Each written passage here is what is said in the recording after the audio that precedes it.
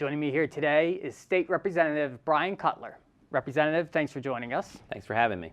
Can you tell us a little bit about yourself? What led you into a career of politics?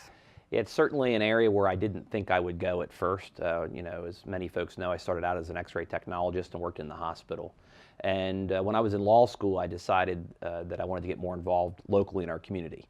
And I really felt like I even had the opportunity to go to law school because of my time in the community. I think it prepared me from an educational standpoint, but more importantly from a support standpoint. Our community helped our family when my parents were sick with Lou Gehrig's disease. And I felt like it would be an appropriate thank you to our community to come back and serve our community in this capacity and volunteer locally. I started out in the planning commission for my local township.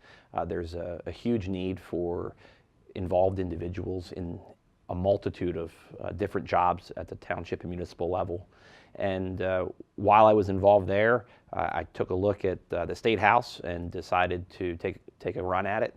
And then once I got here, I quickly got immersed in the legislation and the things that we work on up here. Found it to be a great environment, really, in terms of working together and working on issues. And I ultimately found myself running for House Republican leadership for many of the same reasons. I wanted to be involved, I wanted to be a voice, and I wanted to be part of the solution. So that's really what led me to working in this capacity. And in your job, you are representing about 55,000 people in your district? I think after reapportionment, it's about 64 or 65,000 folks. It's local enough that most folks have a real shot of actually knowing their state representative, as opposed to Congress, which has about 250,000, or say Congress, which I think is like 750,000, which is one of the things I actually like about the job. Because when you go to the grocery store or you're out to eat, in the community, folks, they know you, they know the issues, and they want to engage. And I just think it's a wonderful opportunity to be involved and serve in that way. So with those 60 to 65,000 people, as a policymaker, how does your personal beliefs influence your job here, the decisions on your votes? And how do you work with your beliefs and represent the beliefs of these 60,000 people back home? Yeah, I think we have to be honest. Honestly, the way that we're all raised influences our decision making in some way. That's the starting point. However, there are cases where my own personal beliefs are not what the residents of the district want. And a perfect example would actually be Sunday hunting. Sunday hunting is an issue that has come up legislatively several times in the last couple terms. And the issue is whether or not to allow hunting on Sundays. As a young father who doesn't always get a lot of time at home with my family, and my kids like to hunt, I would love to have Sundays to hunt after church and spend that additional family time together. However, I've heard overwhelmingly from constituents that that's not something that they're supportive of. And my job is to come here and represent their beliefs, not just mine. And so there are cases where it's in contrast, and in that case, I would not vote to support it. However, there are other things where I'm very fortunate. Having grown up in the district, my family's been there since 1800. Thankfully, the community values are very similar to the same ones I hold, so oftentimes we are in agreement, and it makes that part of the job a little easier. So you mentioned your values. What are those values and beliefs that guide your political platform? Well, really, it's very simple. I think one of the reasons that I first wanted to run was to be a benefit to our friends and neighbors in our community. So that's the starting point. The second part is I really don't feel like we have an ability or the opportunity to complain unless we're willing to work to a solution. And thirdly, I think it really comes down to what we were always taught as kids, which is simply treat everyone as you would like to be treated. Those were kind of the three rules that my dad instilled in me at a very young age, and coupled with a fourth one, which was you always try to leave things better than you found it. If you can find an opportunity for improvement, you do it. And I think those are great principles to work on legislative policy. Most of the issues that I've worked on, I try to find both a Republican and a Democrat champion, and then the 5 bills that I've worked on previously that have been signed into law, they've all passed unanimously. 4 of them were issues that were not necessarily easy. One was an issue dealing with hospital licensing that they'd worked on for the better part of 3 decades. We were able to find a solution, and we were able to shepherd it through the process. And then we did a welfare reform bill, which is typically a very politicized issue on both sides of the aisle. And yet myself and a representative from Philly were able to work on that issue together. And we recognized that the program had some individuals in the low-income heating and energy assistance, the LIHEAP program, had individuals who qualified for benefits that weren't getting them because of some fraud that was in the system. So we were able to reform it, put some safeguards in place, and that also passed unanimously. And I really think that's what our residents expect us to do, is identify the problems and then work together to solve them. You were elected to office in 2005, sworn in 2006. You've been here about 10 years now. Throughout those 10 years, what have you found to be the best part of your job as a legislator? Really, the best part of the job is the ability to make a positive impact on behalf of our constituents. I have a little guy, his name's Noah. He stops and sees me at the Solanco Fair every year. I met him the first term that I was in office. It was very early on in my career. And he had a health insurance problem. And his grandparents had came and explained it to us. And we were able to ultimately get him, he had a brain tumor and he needed treatment, but the only place he could get treatment was in Texas. We worked through a lot of the red tape with the family and were able to get him the treatment. And now he stops and visits me every year. And to see that kind of positive impact on a local level and to know that we could help make that happen, that's certainly a reward enough for doing the job.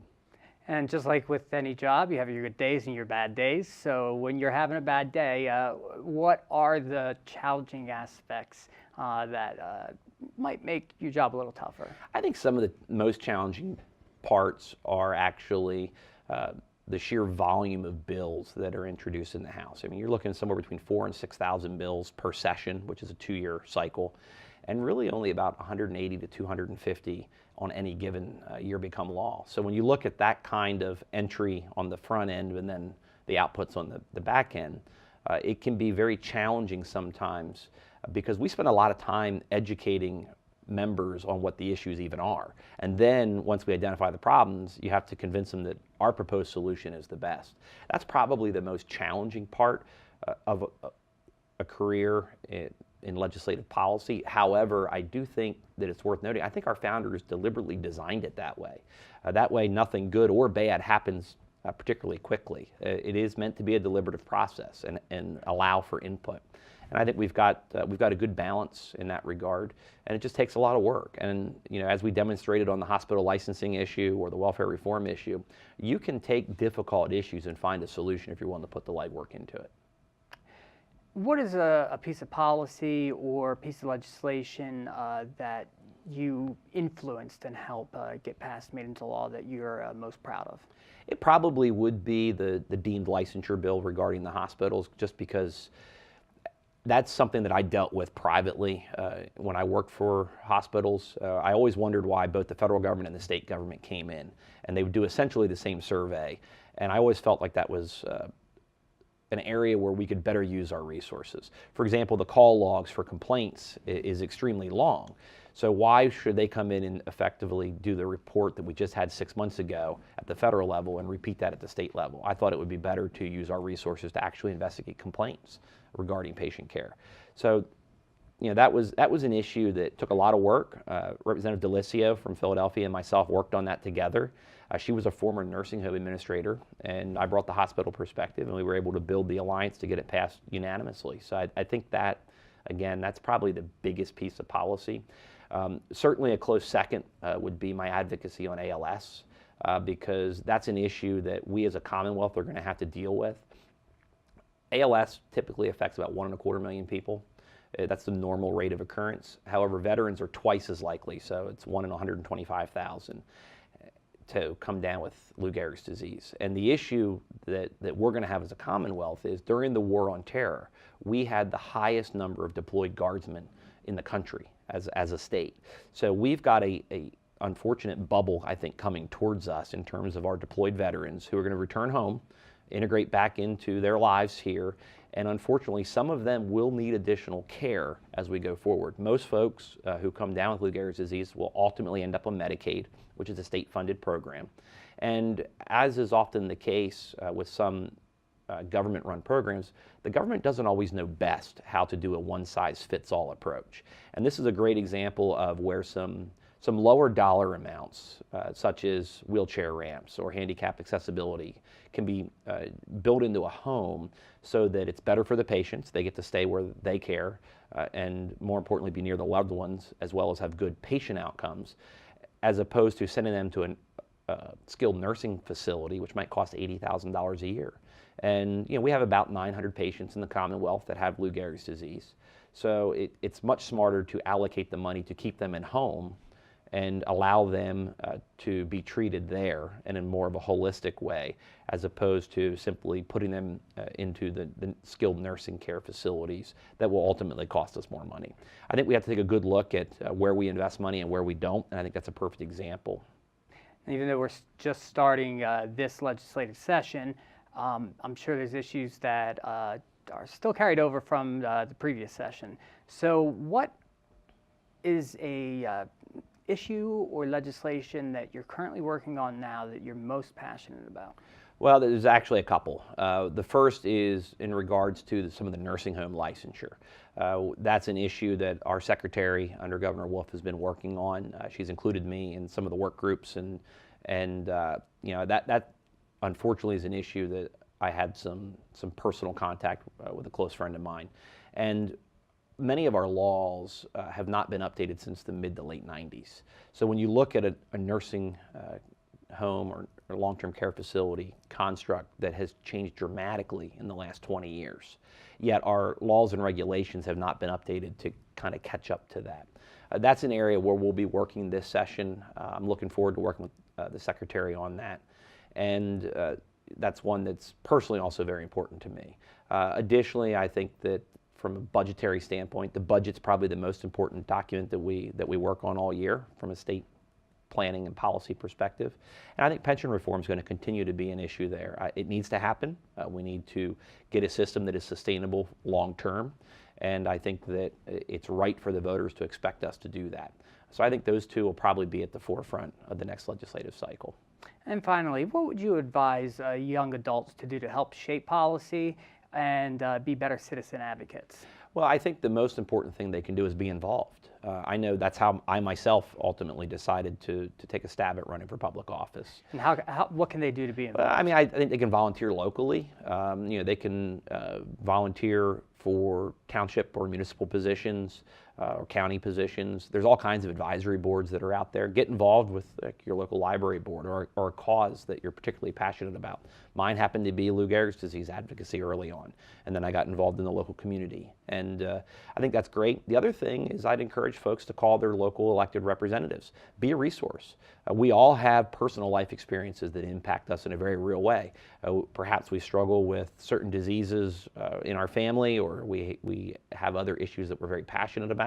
Call and offer to be a resource. The reality is, as an elected official, I'm expected to vote on everything from agriculture the whole way down to things that deal with mining and timbering, things that don't really happen on a large scale in the 100th district where I live, yet we're expected to be knowledgeable in all those areas. So I have a huge contact file that I rely on. When I get a question about mining, I call folks who run mines.